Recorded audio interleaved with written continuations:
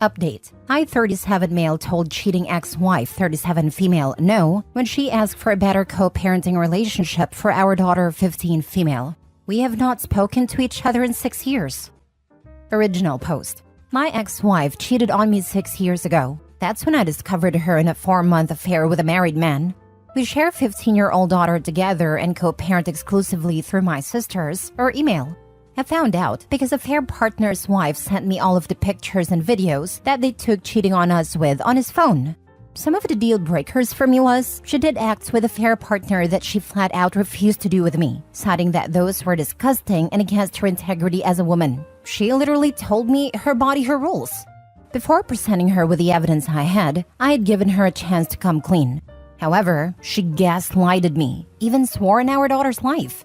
I told her if you had any integrity or respect for me at all, you would tell me the truth right now. She held firm that I was crazy and making wild accusations with no facts. So I then present the facts. When confronted her with the evidence, she broke down and looked me in my face and said she is a piece of trash and knew her betrayal was beyond disrespectful and ultimately something I would never forgive. I told her going forward under no circumstances, except health, safety, and the life or death of our daughter, should she contact me. We divorced soon after. Fast forward 6 years later. Last month, my daughter asked would I attend a dinner that she was cooking to prepare for her baking and cooking competition. I of course agreed, but the kicker was her mother and my ex-wife would be there too. She knows why we divorced and accepts my no contact with her mother. Mind you, I haven't seen or spoken to my ex-wife in close to 6 years. At the dinner, some of my former in-laws and ex-wife were there, as well as my sisters and myself. My daughter's food was delicious and everything went smooth. 1 week after the dinner, I received a phone call from my ex-wife that I obviously answered because I thought something was wrong with our daughter. Nothing was wrong with our daughter, but ex-wife wanted to sincerely apologize for her actions in the past and the damage she did to break up our family. She said that our daughter almost had a breakdown with the fear of her asking me to be in the same place as ex-wife and that our current dynamic is not healthy. She wanted to know was there any way to healthy coexist for future events with our daughter. I did not interrupt her and let her finish what she had to say. When she finished talking, I just responded by saying no and discontinued the call. Here is where I need advice. My sister told me my ex-wife is truly ashamed and sorry for breaking up the family and just wants a healthy environment for our daughter. Sister tells me to move on and to think about our daughter's mental health. I ask my sister what value am I to my daughter's life if I am unhappy. An ex-wife does not make me happy.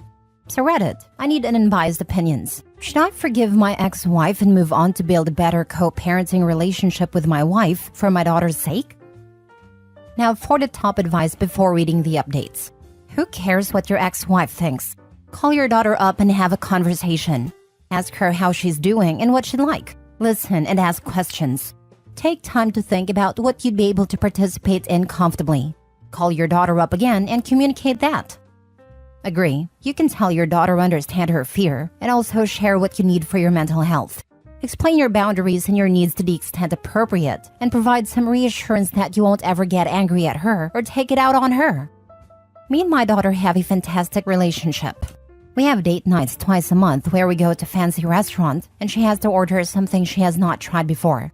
We text memes to each other daily and we overall just vibe very well. I also set and teach my daughter about boundaries, integrity, values, and self-worth. So she struggles with the internal conflict of her wanting to meet my expectations, as well as the reality of the situation with her mother. It is night and day. What can her mom teach her about integrity? What can her mom teach her about loyalty? What can her mom teach her about being honest? What can her mom teach her about morality? Nothing. Me and my current girlfriend have been together for 3 years, and she and my daughter get along great. However, my ex-wife has struggled to find love, more than random hookups according to our own daughter. So it is truly causing morals and values clash when she compares me to her mom. Quite frankly, her mom is not a good person. Let's tear that band-aid off. If your relationship is so great, why was your daughter afraid to ask you something very important to her? Why was she so afraid of your potential or real reaction? Do you flat out reject your co-parent statement that your current co-parenting dynamic is unhealthy to your daughter? Are you willing to make any changes to it? If mom is a manipulative liar, it is entirely possible that she is trying to reconnect with OP under the guise of better co-parenting and using daughter's feelings as an in. We are talking about a woman who, until video evidence was shown, was willing to swear on her daughter's life that she had done nothing wrong. Opie has been in a relationship for 3 years, while mom is still single and struggling to meet someone, so I think this is entirely possible. Opie really should sit down with his daughter to get a better understanding of how she feels about the current dynamic, and if she's truly bothered, consider changing the dynamic. Until he talks to his daughter, I think it's just as likely that mom is trying to use daughter to manipulate Opie. Now for the first update. I spoke to my 15 female daughter yesterday, and what she had to say was an eye-opener. She told me that she knows that I love her and would do anything for her, so she doesn't want to abuse my love for her from me by making me do things I normally would not otherwise do. She says her mom is struggling with sadness sometimes and tells her all the time that her father is not ever going to move past hating me, which makes it hard for everyone else to stop judging her for her past as well. Apparently, my ex-wife is venting her grievances on our daughter because she has so few friends. For context, ex-wife lost majority all of our childhood friends, as we all grew up together. None of the husbands want their wives hanging out with her, due to the fact she used girls' night as an excuse to be with a fair partner, and some of the wives knowingly and some unknowingly covered for her. This caused a lot of drama. It is a common belief that some of the other wives were cheating as well, but no other proof can be found. Since my divorce with the ex, the other wives have essentially removed her from the group to save their marriages. Daughter also explained to me that she missed our family being together if she was being honest, but understands that me and her mother love her. She then asked me about forgiveness and then about unforgiveness, things people cannot be forgiven for. I told her that is ultimately a standard you have to set for yourself. It comes from the morality and values you have within yourself. I explained that sometimes you can dislike the actions, but not dislike the person. And sometimes you cannot unassociate the actions from the person. Examples: Hitler, Osama bin Laden, or Jeffrey Baratheon from Game of Thrones. She hates him with a passion.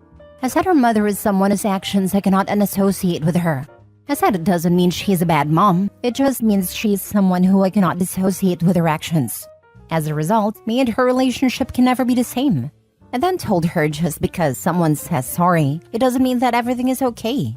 Unfortunately, some actions have consequences, and in her mother's case, her actions are a part of who she is as a person. Daughter then asked me if I have ever forgiven someone who has hurt me before, and I said yes. I have forgiven a lot of people. Forgiveness is a very important quality to have as a person. Ultimately, we had a very good conversation last night and said me and her mom will always be there for her when she has big life events. I will be talking to my ex-wife soon about her comments to our daughter. Your daughter seems like a very mature and thoughtful person, and it sounds like you have great communication with her. Best of luck with everything moving forward. His daughter probably told him what he wanted to hear. As someone from parents with the almost exact story, it's extremely stressful to have two parents who cannot have a conversation. I'm in my 20s now, but growing up was very painful and damaging. I wish my parents would have grown up and put their love for me first, but their hate came first. I'm in almost the exact same situation as your daughter, and your relationship with your daughter sounds like mine with my dad. We've had the same conversation too about forgiveness and everything. You remind me of my own dad who's a great man, and it sounds like your daughter is understanding and thoughtful. Continue to build a strong relationship and communication with your daughter. And if you do decide to be in contact with your ex-wife again for the sake of your daughter, you should be super clear on boundaries. I think if it wasn't for me and my sister, my own dad would have gone no contact too. But for the sake of us and their shared assets, he and mom stay in contact. It's been difficult as my mom oversteps boundaries now and then, but I think it's possible and beneficial, especially for your daughter who is a bit young, to see her parents still manage an okay and respectful relationship despite not being together. However, this also depends on your ex-wife doing her part and respecting boundaries. I wish you the best and hope you can find something that works. Your daughter is lucky to have a dad like you. Thank you for this. We live in a very much who-you-know kind of city, so I think my wife has tried to change the narrative about herself, but it just hasn't worked. As a result, she's crossing the line by bringing our daughter into her mess. I will not be a part of her comeback story, and I will make sure my daughter will not be a part of it as well. She has to do this on her own and be a mother first. She has to separate her issues completely and let our daughter be a 15-year-old kid. Yeah, we kind of had the same problem. My mom was afraid of what people thought of her, even though that was the consequence of her own actions. She's not a terrible person, but it's difficult to forgive cheating, and much more difficult to try and rebuild after something like that. If anything, I hope your ex-wife can learn to forgive herself and move on, instead of being overridden with guilt and passing it on to your daughter. Just keep doing what you're doing. My mom's better now, but at that time I was really grateful I at least had one parent. This is so wonderful and refreshing to see a healthy relationship between father and daughter. I will talk to your ex about venting to her daughter. She's not just venting, she's using her as an emotional crutch and a friend replacement, which is extremely unhealthy for your daughter. She's still young and not equipped with the knowledge and skills to handle all this. I would set stricter boundaries that her mom can't do that. I would also suggest therapy for your daughter, as divorce is difficult for children and she has a lot of conflicting feelings and doesn't know how to filter them properly. Having her talk to a professional will be really helpful, and you can join in on some sessions too. Yes, she cannot be using your daughter as her individual therapist. This is only going to create more problems with your daughter's mental health. I will address this ASAP. Now for the final update.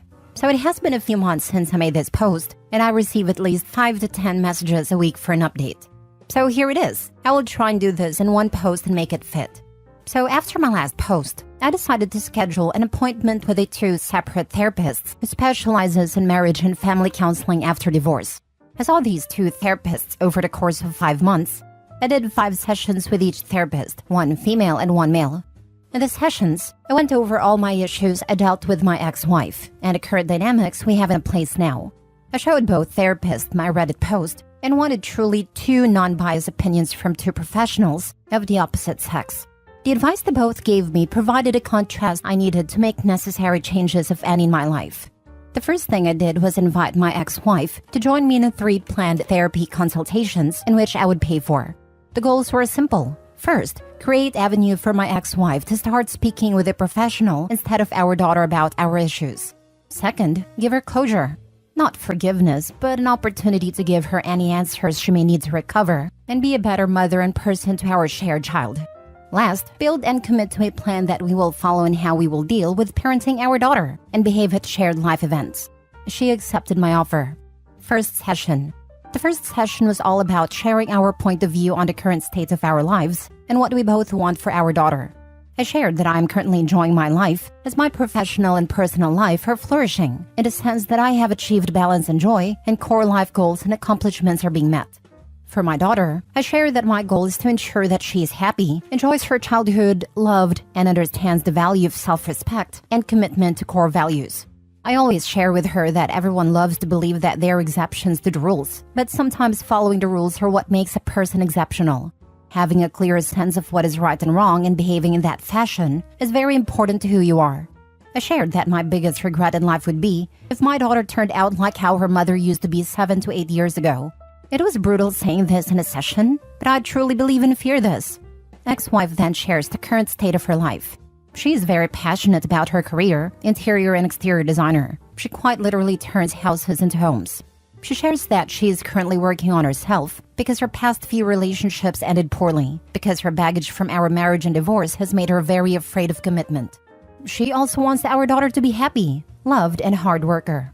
She responded to my comment about me being afraid of my daughter turning out like how she was 7 years ago. She said her pride was hurt by that comment, but years of therapy helped her realize she must accept that her actions of the past have warranted that kind of comment from me. She said she knows our daughter does not want to be like her, because our daughter has asked her many times, besides cheating on dad, what is the real reason why he will never forgive you? She said people cheat and get divorced all the time, but they are still friends. However, dad truly thinks you are a bad person, but a good mom. For years, she thought I was poisoning our daughter against her, but quickly realized that was just her own guilt eating her away. The session ended quickly after that. Second session. This session, my ex-wife asked a lot of questions, and I mean a lot. Nevertheless, I answered all of them honestly and bluntly.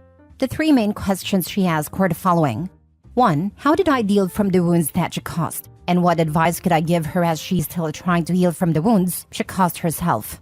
I explained that the damage she caused wasn't like a stab or a cut wound that you could stitch back together.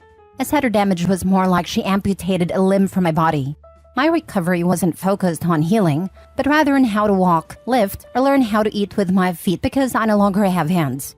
I recovered from what she did by reteaching myself how to not be defined by my disability, become a victim, but more importantly, gaining strength from it. I ended by saying I'm still recovering. There is no healing this wound. The leg is gone. I said my advice to her would be do not amputate your next partner. Stop focusing on healing and start prioritizing recovering from the damage you caused. Some things cannot be fixed, but they can sometimes be replaced or provide life lesson in how to behave in the future. 2. How can she replace what she has broken?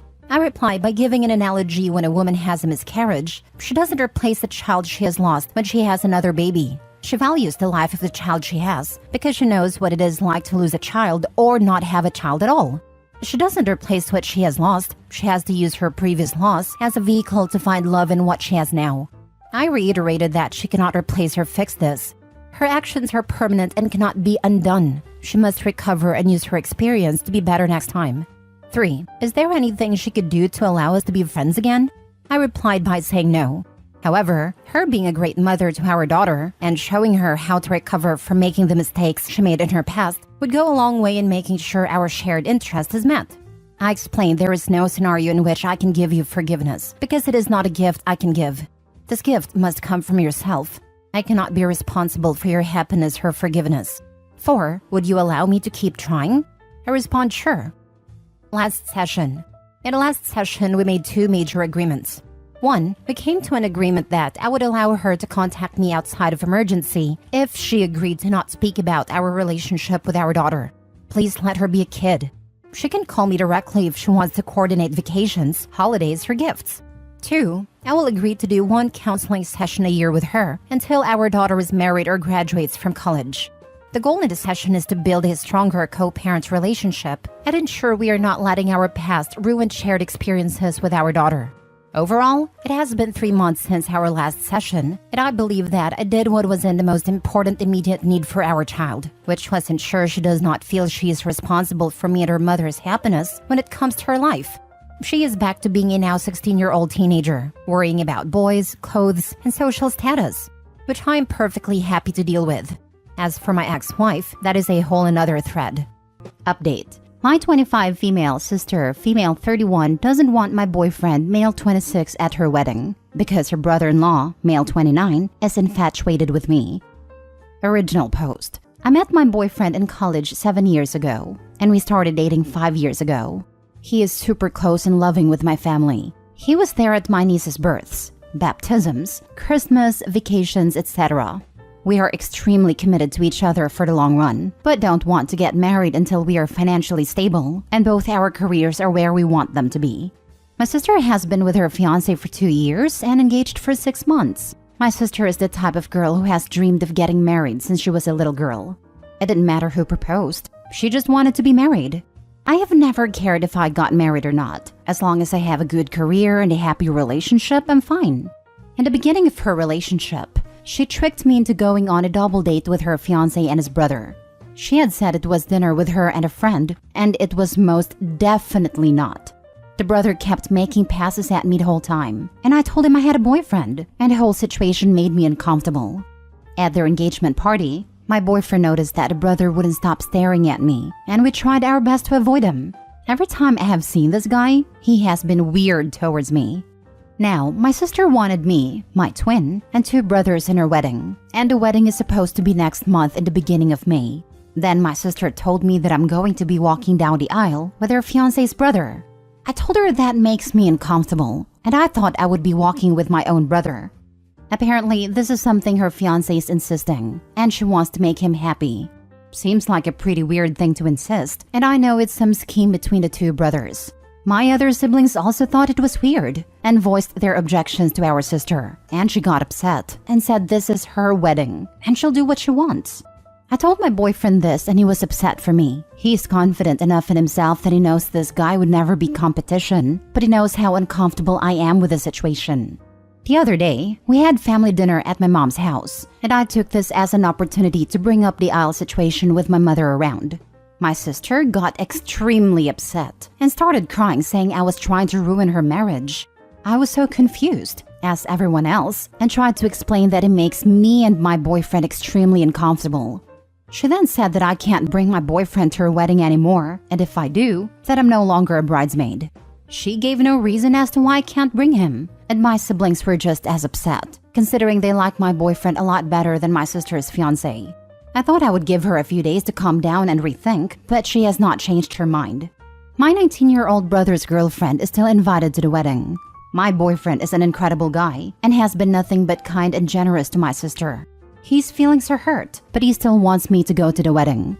I think my sister is being an unreasonable a-hole, and I will be pretty angry at the wedding if my life partner is not there with me. Being her bridesmaid is something I can live without, so should I bring my boyfriend or go without him? Or should I demand that my boyfriend be allowed to come to her wedding and that she's being super unfair? I love my sister, but I don't understand why she's forcing some silly request by her creepy brother-in-law. I don't know what to do, and my family's no help either. Now for the top advice before reading the update. She's upset because it seems like she basically offered you up to brother-in-law's creepy brother on a platter with a delusional idea of, oh, won't it be cute if you and my sister hooked up at my wedding? Despite you already having your boyfriend, and you're ruining her vision and being a bridezilla about it. Call her bluff and accept stepping down from being in the marital party regardless. But reiterate sternly that you are in no way, shape, or form playing along with her stupid matchmaking idea and they need to stop. You're her sister, not some breeding mare to be promised at her or brother-in-law's whim. Their behavior is disgusting. The craziest part is that she's been with her boyfriend more than twice as long as her sister has been with her fiancé. Can you imagine if Opie tried to hook her sister up with her boyfriend's brother? Her sister would totally freak out if that happened, but somehow doesn't realize that she's doing exactly that. Okay, I guess you're down a bridesmaid then. I'm not walking with your fiancé's brother, and I'm not going to your wedding without my boyfriend. Good luck. Hope your day's great. This is what I would advise too. Bride is being manipulative and petty, not to mention ignoring Opie's feelings. The idea that Opie not wanting to be with creepy fiancé's brother is going to ruin the bride's marriage is entirely laughable. I would doubt even the wedding ceremony would be thrown off that much. Now for the first update. Most of the comments said I shouldn't go to the wedding at all, but she is my sister and I don't want to miss her wedding.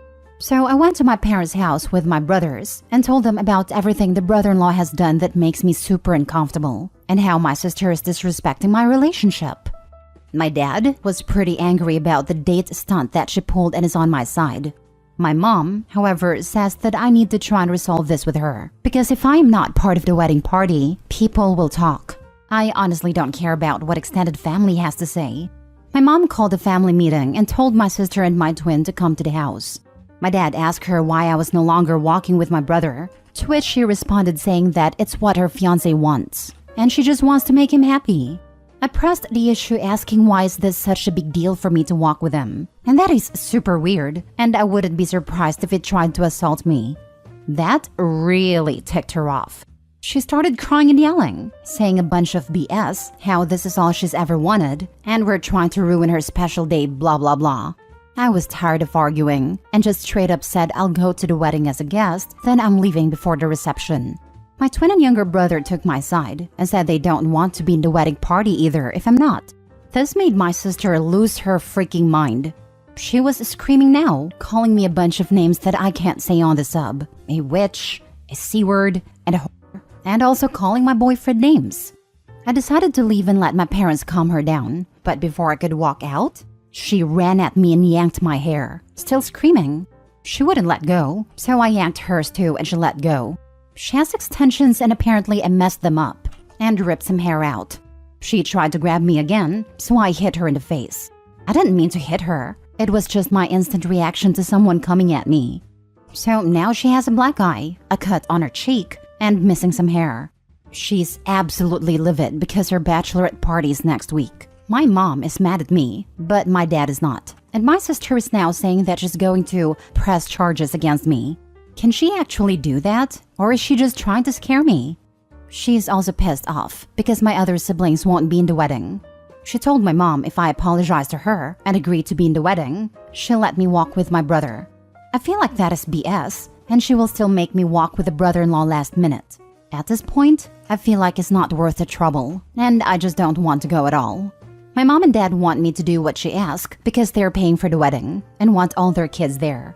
My twin and younger brother said they'll do whatever I want to do, but I don't think I should be the reason they don't go. My boyfriend feels like he started all this drama when none of it is his fault, while my sister believes I ruined her wedding when she ruined it herself, and I don't know what to do. So options are go to the wedding as a guest, be in the wedding, or not go at all. My parents will be upset if I don't go, and I really don't want any more tension, but she disrespected me in my relationship. As soon as this wedding is over, I am going to limit my contact with her for a while. I wouldn't go, and since she attacked you first, can you claim self-defense? And what kind of toxic sister is she? She is utter human garbage to put you in such a position. Don't go to the wedding. She should have suffered the consequences of her actions, especially with Dad and the other siblings as witnesses. She can try. She can file a police report if she wants. But if she does, she'll end up making things much worse for herself. She pulled your hair first. That is assault. And your response was self-defense. You let go and she let go. Then she came at you again. You hit her. Again in self-defense. Self-defense is legal. Assault is not. If anyone is getting arrested, it's her. If you apologize to her, she'll let you back into the wedding? That's pretty funny. You haven't done anything wrong. Not wanting to be paired up with a creep you have reason to fear, and defending yourself when she assaulted you, those aren't things to apologize for. And she is the one who wants her siblings back in her bridal party. This isn't her doing you a favor. You have every right to tell your sister that if she apologizes, you'll consider going to her wedding. But you'll only attend if your long-term serious boyfriend is also invited. And it's her choice if she wants you as a guest, or in the wedding party, or there at all. Let her decide just how dedicated she is to trying to serve you up to a creep and respond accordingly. Now for the final update. The first part of this is written before the wedding, and the second part will be after the wedding. First off, I want to know I didn't know this post had blown up like it did until a few days ago. When I first opened it, it only had about 30 comments, and now I've seen thousands and received lots of messages. I've also received some messages and read some comments about how I'm not responding to people or answering questions. I don't think I'm required to answer anyone. I've heard tons of crazy theories and lots of people saying they hope my sister attacks me again, or I should get her arrested or scream assault at her wedding. While these are all interesting, this is unfortunately my real life and not a movie. Though I will try and clear up any questions in this post. Some people ask if race is an issue, and it's not. My family's French and Puerto Rican. My boyfriend is Italian, and my sister's fiancé is just white. I don't know what his ethnicity is. There was also some confusion about my siblings. I am one of 5 kids. My twin is a girl. I guess that got misunderstood when I said 2 girls, 2 guys. I meant that besides my sister getting married, there was 4 of us walking down the aisle. I kept saying twin instead of sister so she wouldn't get confused with the one getting married. My sister is second oldest. Also, don't think money is an issue either. My family's not rich, just middle class. The reason her wedding is getting paid for and not mine is because she didn't go to college and I did. They paid for majority of my tuition, and I don't want a big fancy wedding either. Some people also ask why they don't revoke their money from her for this behavior. It's because the wedding has already been paid for a while, so there's no getting their money back. My sister did have a black eye still at her bachelorette party and changed the venue to a darker place, and she wore lots of makeup. My twin, brothers and me and boyfriend just went to the club that night instead and had a fabulous time and got trashed. I heard from her friend that she was telling everyone she got hit with a car door and not my fist. My sister has always been a bit unhinged. When she was in high school, her and my twin used to fight all the time. Every breakup my sister has ever had, she has broke down and shut down completely and felt her life is over. I've seen this since she was 12. I used to get in lots of arguments with my parents over them excusing her behavior, which ultimately made me decide to go to college across the country. During college, I rarely talked to her. When I came back home, she had matured and our relationship has been good for a while. She still occasionally has huge meltdowns over small things like this wedding. I also sent my future brother-in-law a text, asking why him and his brother are so obsessed with me, to which he didn't respond to. So me and my dad went down to his place, and he said my sister was the one who kept telling him that I was interested and would leave my boyfriend. So I don't even know which one of them came up with this plan. My dad just got mad and told him to leave me and my boyfriend the heck alone. So, I have told my sister to go to therapy for years and she's refused. I tried to have my mom see if she can get her to go to family therapy with me, and she also refused. But she said she would talk with me and my mom. When her and her fiancé first started dating, she brought him to work New Year's party, and he brought his brother and I also attended. This was her first boyfriend that had shown any interest in getting married one day. I guess the brother had said he found me very attractive, and my sister instantly jumped the gun on that. She told him that I was not in a serious relationship when I had been with my boyfriend for 3 years at a time, and says he had a strong chance with me, and he is just my type. Wrong. So he's been under the impression that my boyfriend is just a placeholder, which is extremely not the case.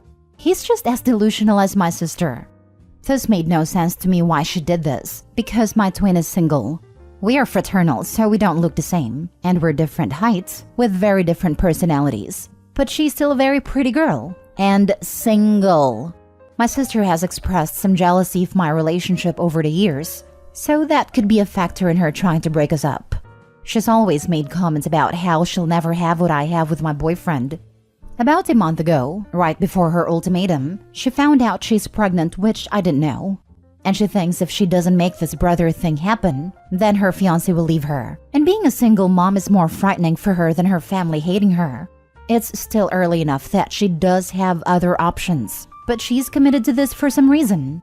This was an intense conversation, and also talked about other things, so this was all I could get out of her before my patience ran out.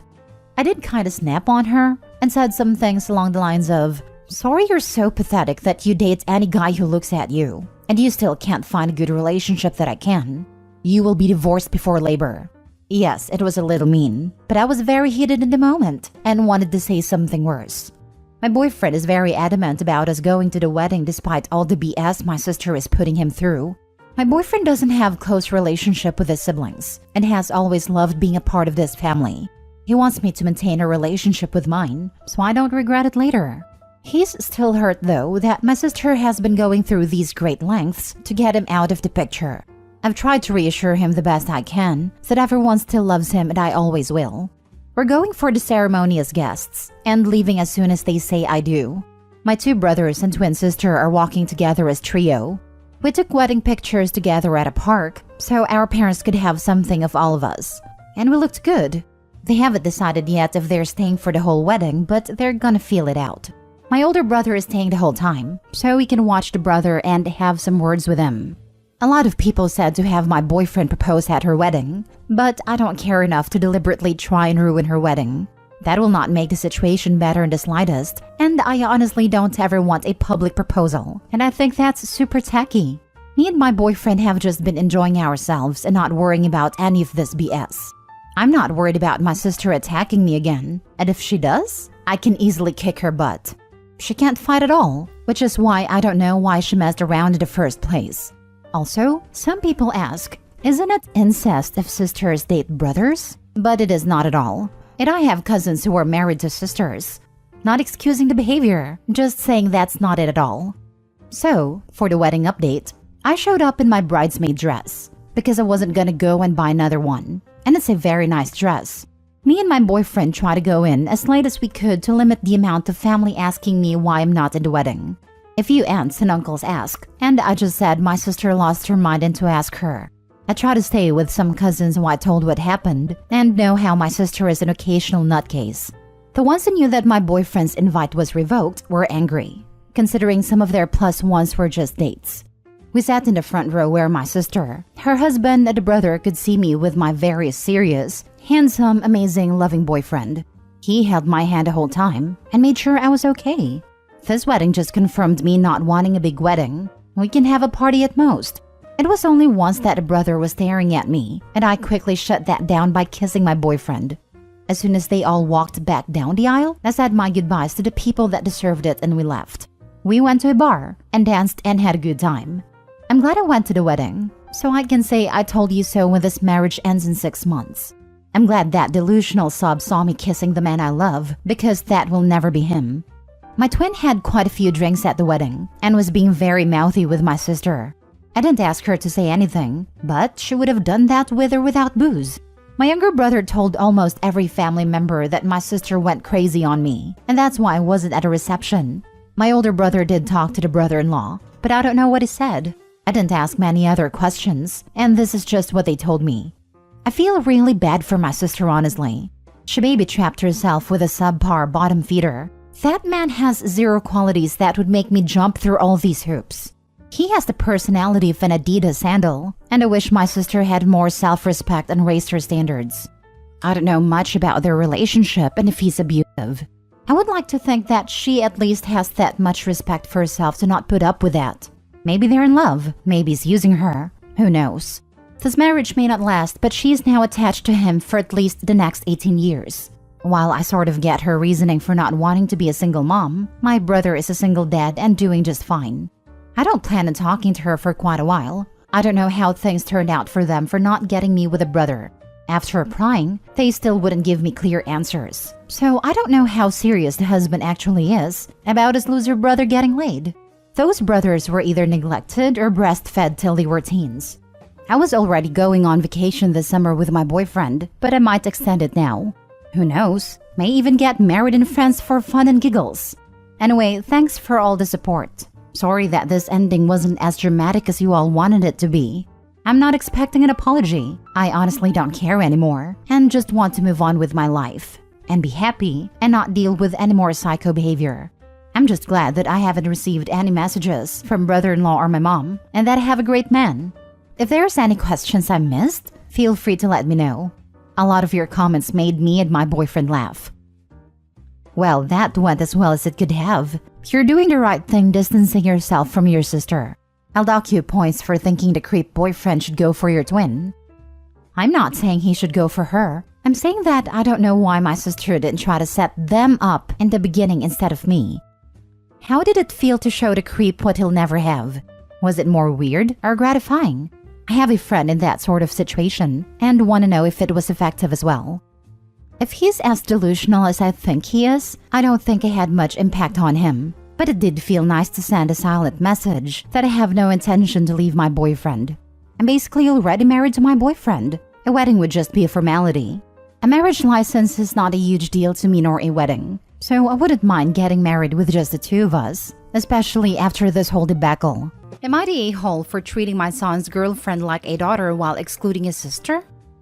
I, 60 male, have what I consider to be 4 children. My first wife had 2 children, Paul and Ruby, before we married. And because I loved her, I loved those children as my own. In our marriage, we had 1 child, Lucas. When Lucas was 4, my then wife decided that since we'd gotten married in our mid-20s, we had married too young, and that she needed time to figure herself out. It devastated me, but we remained cordial and we've been amazing co-parents. For all those years, I've treated Paul and Ruby like my own children and they have keys to my home. The problem now has to do with Charlotte, my youngest son's girlfriend. Charlotte and Lucas have been friends since they were in 7th grade, and they started dating in 9th grade. Me and my current wife became legal guardians of Charlotte due to maltreatment at her house, and we unofficially adopted her when she was 14. She's my 4th child.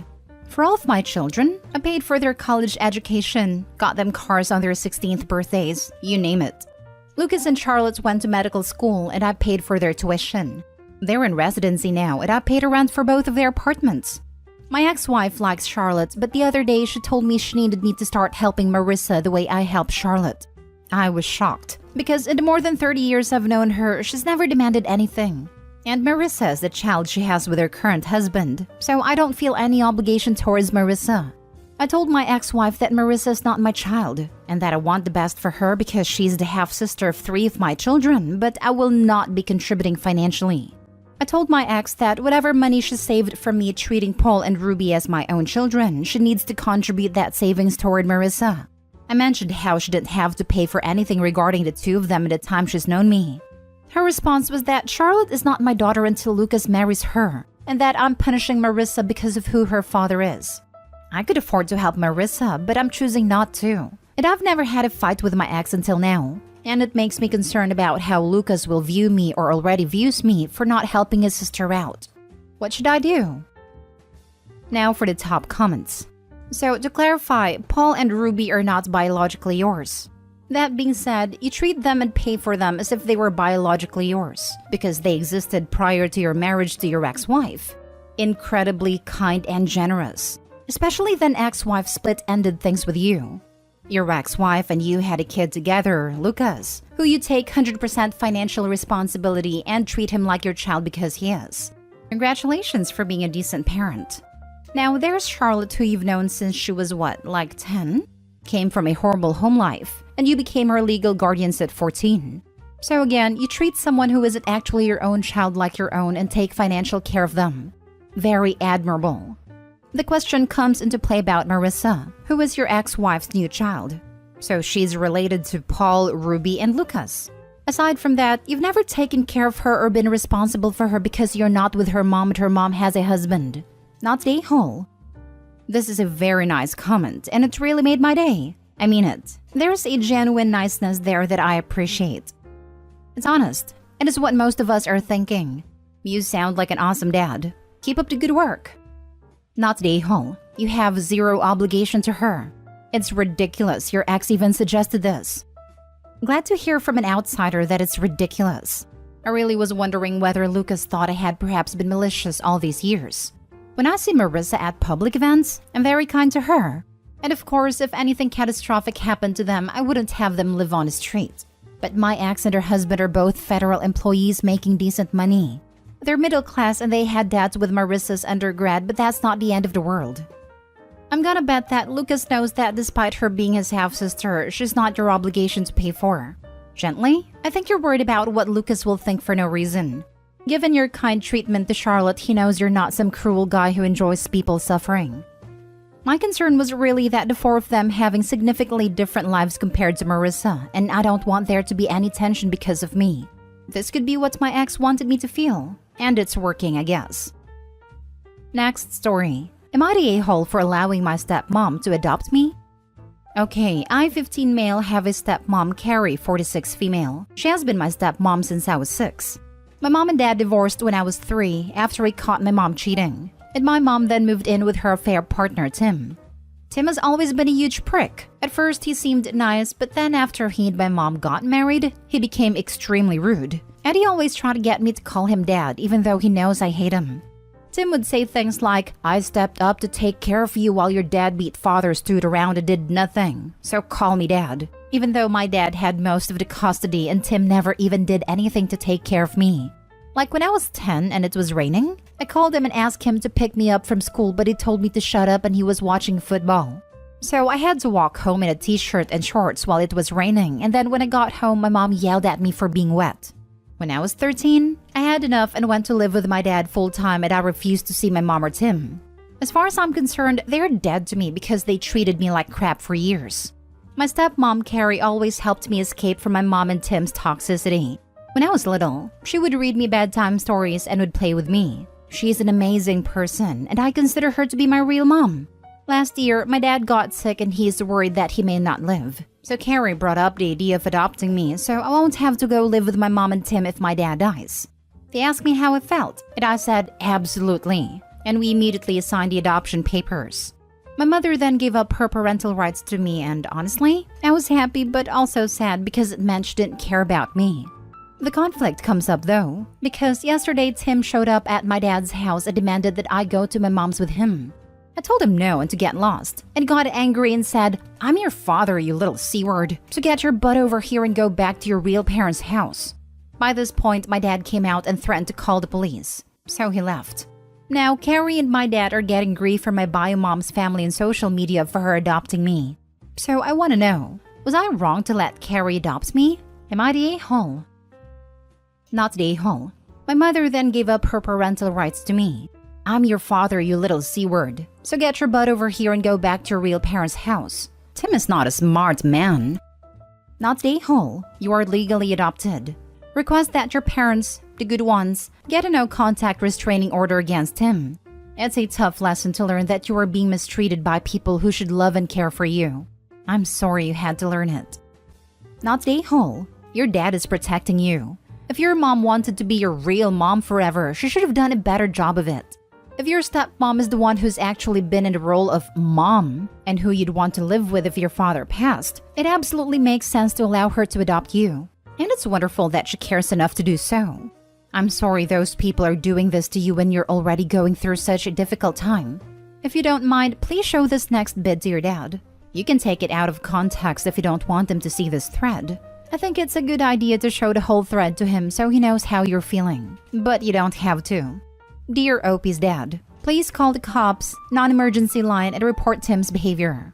If you don't have a security camera already set up, consider getting one. There are pretty cheap ones on Amazon you can easily set up and hook up to your phone.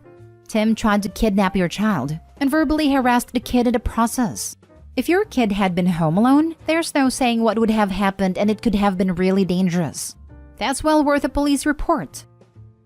Next story. Am I the a-hole for kicking my mom's boyfriend and his kids from the house I inherited after my mom's death? They went to a homeless shelter. My 19 male parents divorced when I was 6. My mom got a boyfriend, Josh, and they started living together when I was 9. He had twin daughters, who were 4 when they moved in. Their mother was not in their lives anymore, so my mom took them in as their own. I admit that I was a little jealous because they had her full-time and me only 50% of the time. I think my mom loved them more too. I was a quiet kid and spent most of my time in my room when my mom had me. I didn't want any siblings. My mom tried to, but to no avail. By the time I was 16, I rarely spent time at my mom's place. And when I went to college, I got an apartment, even though my mom lived in the same city as my college. Mom tragically passed in December, and because Josh and her never got married for some reason, I inherited everything, including her house. I allowed Josh and the kids to still live there. I paid half the bills as he is struggling because of low-paying job. My lease ends in December and I decided to move into my house after. I sat down with Josh and told him I was moving in January. Since this is my house, I will take the master's bedroom and he will move to my old room. He started crying. How that bedroom is a safe space, and all my mom's things are there which gives him peace. I told him he can move few of her things to my old room. My room is 1/3 of the master's bedroom. He started crying even more, that he doesn't want to abandon their bedroom. I was pretty angry at that point, so I told him to just get out of the house then as I don't have the energy to deal with this nonsense. I've since cooled down, but 3 days later he sent me a message to notify me where he left the keys, and they had moved out. I found out they went to homeless shelter. I got messages from my mom's side of the family, how I'm heartless and cruel to kick them out. How the twins lost their mom and home in less than a year. The twins texted me how they can't believe their own brother made them homeless and asked me what they did wrong. My dad and his family told me I'm in the right. I do feel bad for them, but I still think I decide who gets what room in my house. Am I the a-hole? Other people have made good points. Opie shouldn't have spoken in anger, but at 19 and carrying such a heavy load, he can perhaps be forgiven for that. This Josh dude put Opie in a very awkward position, and when Opie tried to make the situation fair in a way that benefited both sides, Josh freaked out, moved out, and is now sending flying monkeys to guilt Opie. Not the a-hole Opie. Josh is grieving, but he cannot expect you, a person who has little obligation to him, to continue to pay half his bills and maintain a separate residence at 19. That's unreasonable. If you're going to be supporting them, he should have expected you to return to the house. And as you're now returning as the homeowner and an adult covering half of the bills, he should have realized giving you your childhood room back wasn't going to cut it. I understand why it hurts for him, but he should have been willing to give up the room. It would have been better to give the man some time to work through his emotions. This is a case where you continually hold a boundary. Don't back down, but allow the other side some time to come to terms with it. Affirm, you are welcome to stay here with me, but I will be moving into the house on X date and I will be taking the master suite. Would have been far, far better than telling them to get out. That's all you had to say, and then no one could accuse you of anything. But you're 19, and this is a mess of a situation. You deserve to be allowed to learn from this situation if you didn't perfectly handle it on your first attempt. I agree, but I'm stuck on this one point. Thing is, Josh didn't need to move out until December.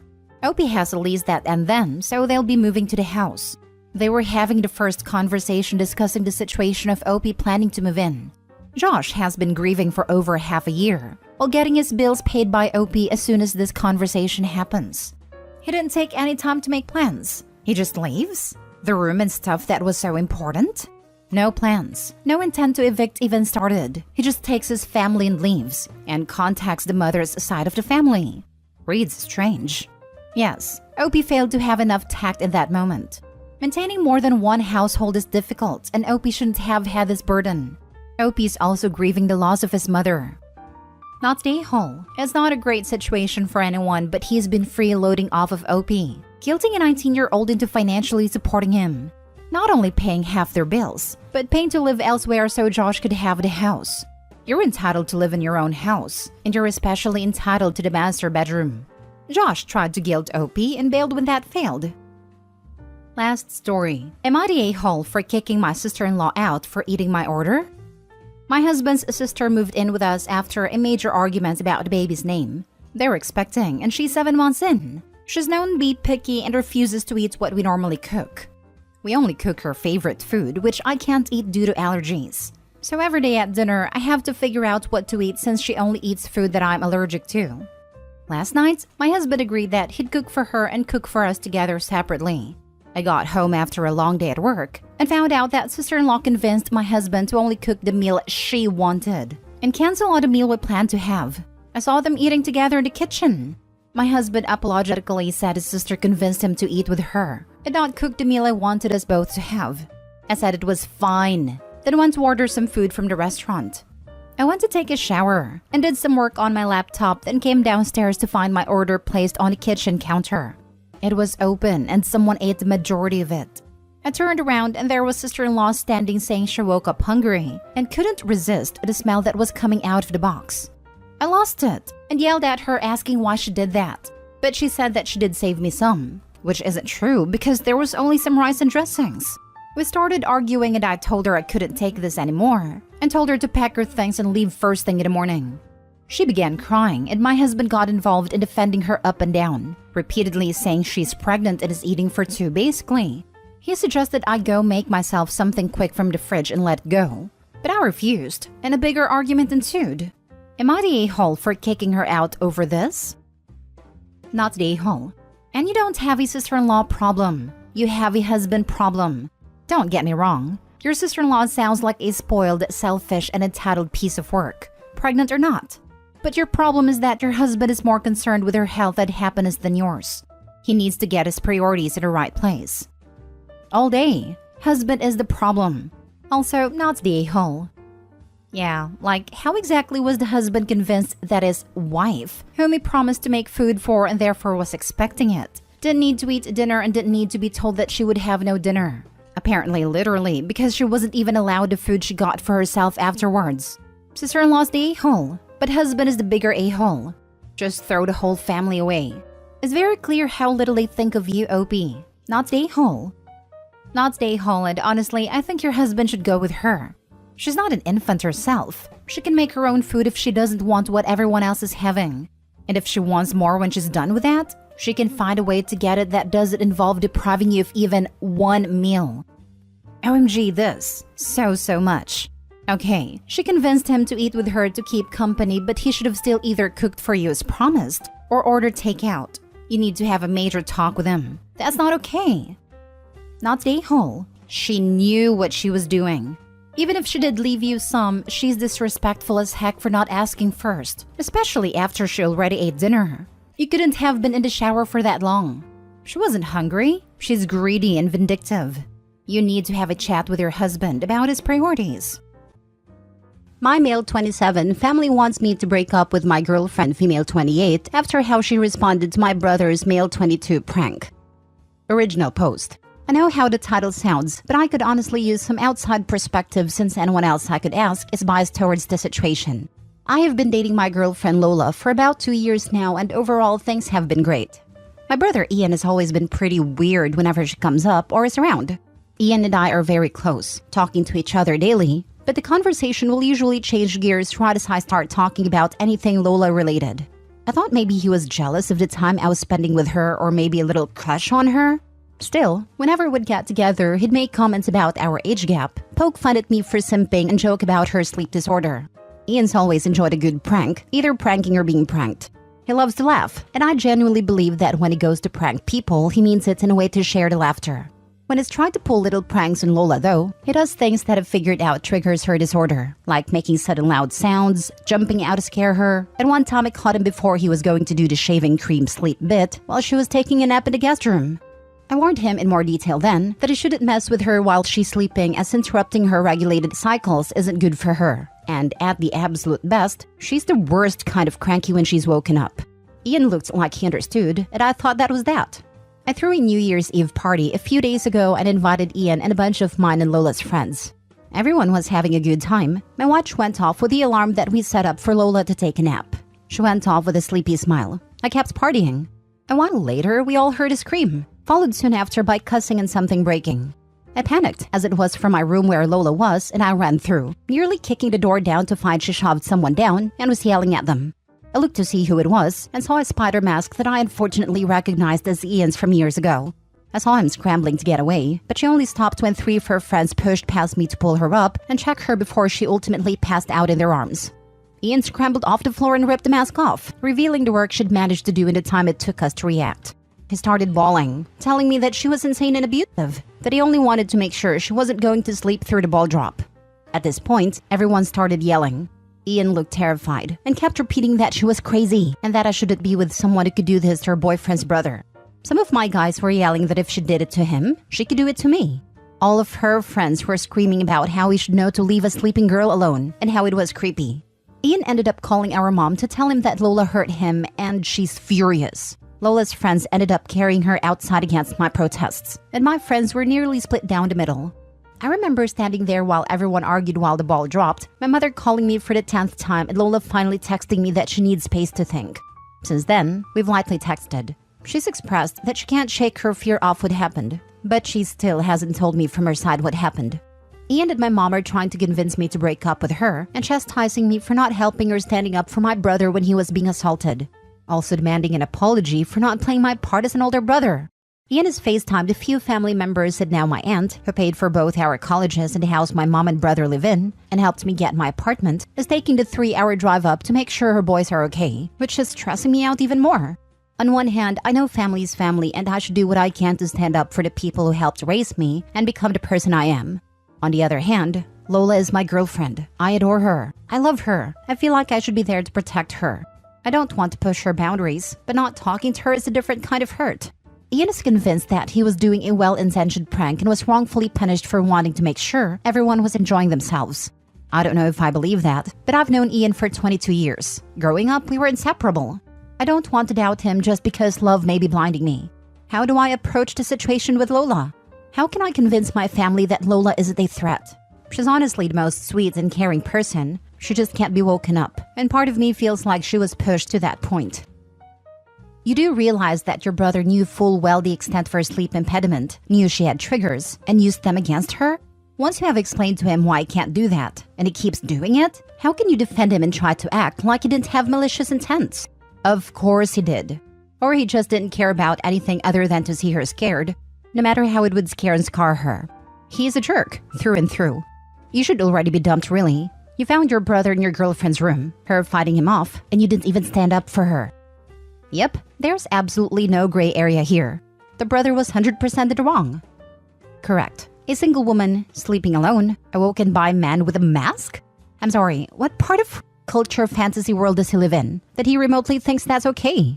I'm pretty sure that if a man in a mask tried to wake me up from a dead sleep, cops would be called, because that's goddamn assault. Forget about her sleep disorder. This alone is traumatizing enough. Then when you add on that the brother knew about her disorder and triggers, there's no question that this is not a well-meaning prank. Your brother is clearly an a-hole. So the question is your commitment to the word family important enough for you to take the side of an a-hole over the man he messed with, assaulted, bothered? We'll never know exactly what went down in that room, just that he went in with a-hole intentions. After my dad left, everyone on my mom's side came together to help her get back on her feet after she lost her house and was on the brink of losing her kids too. My mom had my sister and me young, and unfortunately she couldn't finish high school taking care of young twins, with my grandfather dying soon after. My aunts and extended family all came together to help raise us, get my mom the help she needed, made sure we had what we needed for school, life, and really saved us from not just homelessness, but worse. I have such high respect for my family because I know what they did for me. My aunt personally tutored me after I was diagnosed with a learning disability, and it's because of her that I made it to graduation, let alone college. I joked that I wanted to be like her when I grow up. And now to know that the same people that I owe my very life now are upset with the choice I made has made me so incredibly anxious. I freeze up thinking about it, just like I froze up in that room and I don't know what to do. I love her. I know I do. I'm flustered. Now for the first update. Thank you to everyone who has shared their advice and opinions in comments and DMs. Even the more blunt and rude ones letting me know that in not acting, I was hurting my girlfriend as well. She called me a few minutes ago, and I was so happy to hear her voice I'm still crying from getting to. She sounded quiet, not like her usual bubbly self, and she didn't say much other than to ask if I was okay and if we could talk tomorrow. I wanted nothing more than to keep talking to her. I apologized over and over, but she thanked me for apologizing and kept changing the subject to where I wanted to meet her tomorrow. We decided on this nice crepe and tea place she likes, one of our first date spots, and then she hung up. I know now that I can't stay impartial. My aunt's gonna be at my mom's soon, and I've been pacing my living room thinking of how I'm going to approach this with my family. I don't want to be rude, but I won't let my tone or language stop me from doing what I should have done in the first place. Ian has given a lot of excuses, but none of them make up for what has put her through, and that I let slide for no good reason. After hearing her voice and how down she sounded, I feel ready for war. She might break up with me, and after reading all of your comments, I'm disgusted with my actions and I'd leave me too. Full update 2 days later. To everyone who has reached out to me with advice on how I can learn from this crap storm, thank you. To everyone that has helped me understand that just because family has done a lot for you, it does not mean that you're indebted to them and can't have an opinion or life of your own, thank you. To everyone that has reached out to me telling me that I'm such an idiot, I suck as a boyfriend, they hope Lola leaves me, they wish she beat both of us up, thank you. This won't be a full update as a lot happened yesterday, and I frankly don't have time to get into everything, with police and packing to deal with. In short, while a lot of you advised I wait for Lola to tell me her side before I confront my family, they all came over to my apartment yesterday morning while I was writing out a list of questions for them. I was supposed to go over the night before, but I texted them saying I needed time and if we could meet later today, but they obviously didn't like that and showed up unannounced. The fighting started almost immediately, and I initially was thrown off by them being there, but I matched energy and started yelling back at them for their predatory and enabling behavior of Ian. And how I couldn't believe they'd side with him over this. Golden rainbow baby aside. My aunt got in my face about disrespect, while my mom cried and brother cussed me out. But I pointed at my computer and yelled back at them that if they genuinely believed Lola was the problem, then they were victim-blaming idiots that I wanted nothing more to do with. My mom kept crying, but it got my aunt's attention with the computer, and she got close to look at the screen. I was going through comments to write up all the questions, and after a minute she turned back to us, really to my brother, and said, "What is this?" I explained Reddit and that I had posted for help. Ian then stopped comforting mom and pushed past me to get to the computer, asking what right I had sharing family business on the internet. My aunt stopped him and asked, "Why didn't you tell us you were alone with her? You never told me she was sleeping." To say all hell broke loose would be an understatement. Like a switch, my mom almost immediately stopped loudly crying and looked over at my aunt confused. Ian started shaking his head and reiterating his version of the story, which, listening to it, was infuriatingly off. I figured out that not only did he tell mom and our extended family a version of the story in which Lola was all too violent with him when he jumped from behind the door to give her a little spook, but he left out the details that put him in any bad light. I started yelling again, calling him a liar, but he started crying and called me a liar, who was just trying to lie for my girlfriend. At the sight of my brother crying, my mom pleaded with us to stop, my aunt scrolling more on the screen. It felt like both a minute and forever that we were yelling in each other's faces about how the night went on, how I felt he always used his tears to get his way, him yelling at me about how ungrateful I always was, etc. Unfortunately, I forgot where we were and didn't keep the volume down at all, and sometime later there was a knock on the door. I didn't know who it could be. Some dumb part hoped Lola, though I knew it wasn't. It was 2 officers, answering to a noise complaint from one of the neighbors. Feeling stupid, I plainly explained that no one was hurt and we were having a heated argument, but that no one was in danger. I did let them look around and talk to my mom and brother. But my aunt spoke up when it looked like they were just going to give us a warning.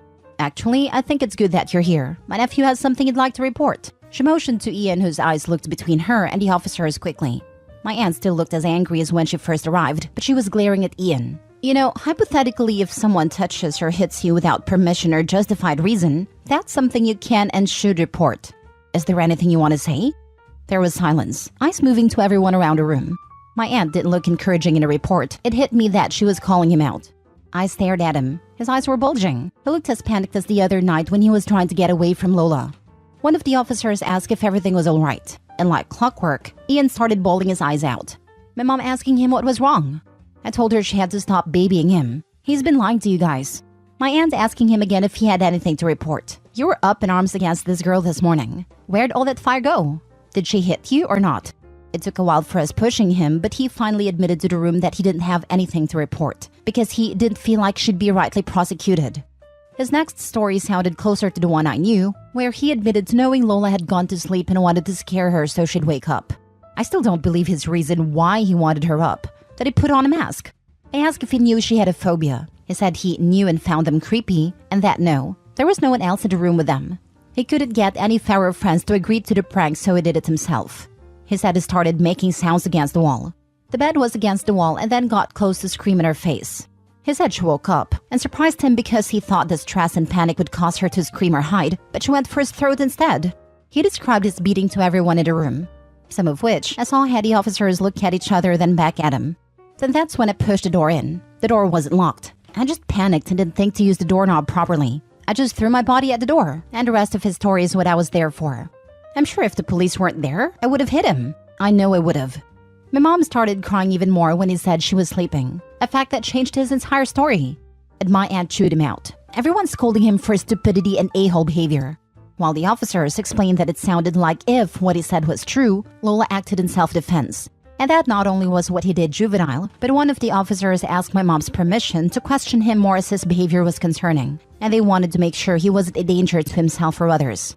My aunt and I told the cops he was 22 at the same time, an adult, and they didn't need her permission. He looks a lot younger than he is. Upon hearing his age, one of the officers sat down with him and asked him to talk through his thought process, and the other officer explained to my mom and aunt that Lola could press charges given Ian's story. My aunt still looked angry, while my mom cried about being confused and over her baby. My mom literally looked at me and said she didn't understand how her baby could do this. I already knew I was deep in the BS with this family, but I realized that I couldn't grow in the earth that poisoned me, and I needed to get away if I was actually going to get better and stay better. My mom kept fuzzing with my aunt and another uncle on the phone, crying over the drama, while I texted a friend of mine who lives across the city if I could stay with him. I was feeling overwhelmed with all of them and didn't want to be within a few minutes of the source of the problem. I also wanted to give myself space to think and understand with a clear head. I'm typing this between breaks of me packing. My aunt saw me in my room doing this, but she didn't stop me. She only asked if I'd spoken to Lola about this, and I told her I haven't yet, but I had plans to later on. She told me she was sorry for believing my brother without listening to any other account, and that she hopes Lola is okay. So then it was just me in the apartment. The cops left after taking a statement from my brother and I. My mom left with my brother still crying, my brother calling me an a-hole, the world's worst brother, and my aunt gave me a hug, apologizing again for how she and her sister acted, and told me that I don't owe her anything, but that she'd like to know that Lola's okay. With everyone's gone, I went to my friend's house and I'll be there until further notice. He couldn't make it to the party, but he heard about it from multiple people. As far as Lola, yes, I did meet with her yesterday. As excited as I was to see her, I know that most of you were telling me she was going to break up with me, so I'd been preparing for that. Whether I ended up single or not, I wanted to make sure she was okay above all. I know I don't deserve her as a girlfriend, and I'd much rather she not be with me if it meant she was safe. She brought a friend with her and we all sat and talked. I showed them both the post, and Lola has asked that I not share any more information about her until she feels ready herself. She's on Reddit for gaming in general, scrolling fairly often, and let me know that if she came across this story without me having told her, she would have been mad. She did, however, read a lot of the commenters worried about her and wanted me to express to you all that while upset, hurt, and with mixed up emotions, she's overall okay. She doesn't like that I posted about her without at least giving her a heads up, but after I offered to take the post down, she only asked that I give her time and to leave her personal life and opinions out of anything beyond what I've already said here, until she says otherwise. In short, she did break up with me, and when I told her about the police telling us that she could press charges, her friend laughed and told me that they were more than aware. She thanks everyone for their concern, and told me she really hopes we both learn from this. This action was approved by her. So yeah, unless I'm forgetting something, that's all I have / can give right now. My mom has been calling and texting me, telling me that this whole ordeal has made Ian and her a wreck, and she can't believe I'd let a girl do this to us. I blocked my brother right after he left my apartment, and I just blocked her. My aunt has let me know she'll talk to her, but I don't know how that's gonna go. I understand that it isn't what everyone wants, but none of this is anything I want either. To everyone who has nothing but bad things to say about me, I get it. I'm an a-hole. I appreciate any and all advice I've been given. I'm gonna be taking a break from not only the BS in my life, but this Reddit stuff too. I know I have a lot of growing up to do, and I can't do this in this environment. Thank you again to everyone.